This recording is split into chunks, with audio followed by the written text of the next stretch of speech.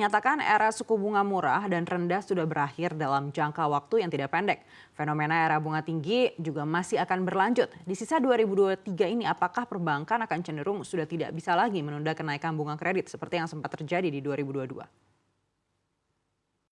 Iya, kelihatannya memang kondisi likuiditas ya. Misalnya salah satu indikator yang kita lihat itu misalnya kelebihan atau excess reserve ya yang dimiliki oleh perbankan itu kan biasanya disimpan oleh perbankan itu di Bank Indonesia itu kecenderungannya trennya dari sisi value-nya kecenderungan menurun ya dalam 2 kuartal terakhir. Ya ini tentunya salah satu indikasi bahwa memang kondisinya mulai mengetat ya. Juga kita lihat dari suku bunga Indonesia misalnya itu cenderung merapat ke batas atas ya dari rentang yang menjadi patokan Bank Indonesia misalnya. Nah, ini tentunya sejauh ini belum diikuti oleh kenaikan suku bunga kredit ya. Yang terjadi sekarang sudah mulai kita lihat sejak beberapa bulan lalu itu adalah kenaikan dari suku bunga deposit. Nah, ini sebenarnya mungkin salah satu antisipasi dari perbankan ya untuk jaga-jaga kemungkinan pengetatan ya ke depan ya. Dan kita lihat memang dampaknya sudah cukup bagus, paling tidak dari sisi inflasi ini kecenderungannya menurun ya. Ini yang kita harapkan. Tapi di sisi lain memang ada kemungkinan untuk beberapa segmen itu memang ada saja probability yang menunjukkan bahwa segmen-segmen tertentu bisa saja ada kenaikan suku bunga ke depannya. Tapi sejauh ini kita lihat persaingan cukup ketat antar bank, misalnya untuk kredit konsumsi ini kelihatannya relatif cukup ketat dan kelihatannya juga belum ada indikasi ya bahwa akan ada kenaikan suku bunga misalnya untuk suku bunga kredit yang terkait segmen konsumsi. Tapi untuk segmen-segmen lain terbuka kemungkinan itu Mbak Aneka.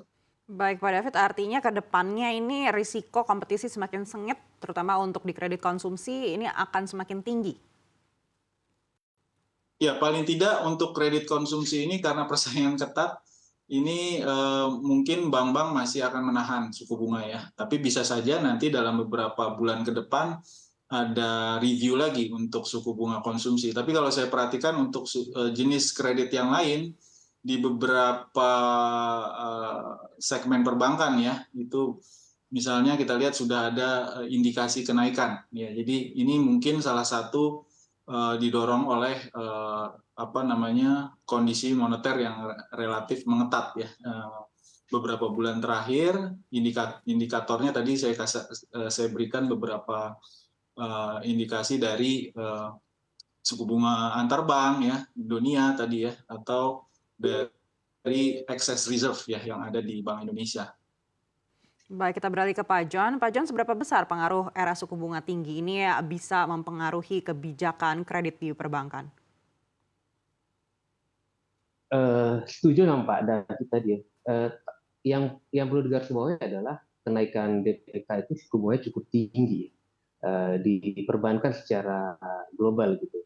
Tapi kalau di banknya Pak David nggak terlalu karena memang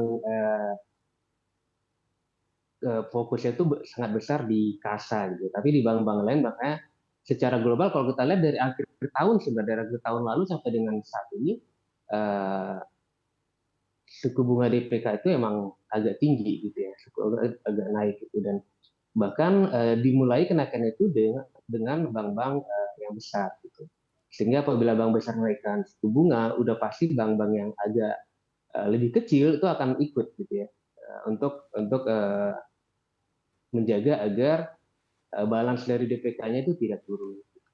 Dan uh, ya sejalan dengan itu maka walaupun beberapa lama ini bank udah mencoba untuk menahan suku bunga kredit, tetapi saya rasa ke depannya kemungkinan perlahan-lahan bank akan mulai menaikkan suku bunga kreditnya. Kenapa? Karena uh, secara global di Indonesia saya rasa bila itu dilakukan mungkin NIM-nya perbankan Indonesia tentunya akan lumayan ya. Saya rasakan seperti itu. Sehingga untuk menjaga agar NIM-nya tidak turun terlalu dalam, kemungkinan ke depannya akan ada bank-bank yang mulai untuk menaikkan suku bunganya sehingga ya tingkat suku bunga kredit di Indonesia kemungkinan akan naik. Tapi memang kenaikan itu juga tidak akan ke semua jenis customer dan semua sektor ya. Kenapa? Karena bank juga mesti menjaga jangan sampai apabila bank menaikkan suku bunganya duluan di kredit dan terlalu tinggi, maka